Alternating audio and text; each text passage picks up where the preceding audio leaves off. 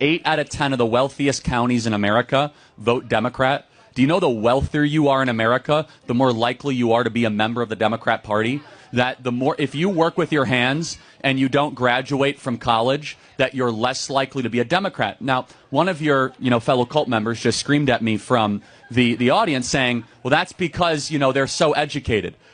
Never conflate, everybody, credentials with an education.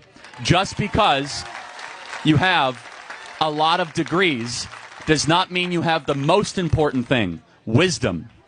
Wisdom is different than a credential. Now, I could tell that you're coming after this from a good perspective. So my last homework assignment for you is this. I want you to go find 5 people with a MAGA hat once this event is over and talk to them. And then I want you to say what you said to me. I want you to first accuse them of being in a cult, because if you can say it to me, you can say it to them. Sure. And then I want you to have a good faith conversation, because we are not going to bring this country together, of which is actually our goal here as part of the MAGA movement, which is why we have an open mic.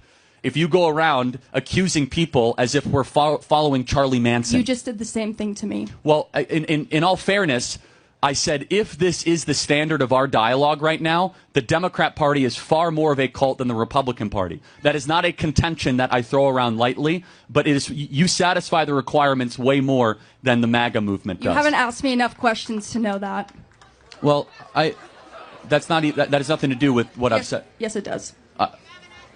I mean, you haven't asked me if I would blindly follow some leader of the Democratic Party, which is no. I would only follow if I do the in-depth research of an unbiased source to get my information, and then I base my opinion off of that. Fair enough. Can you give me an example of an unbiased source?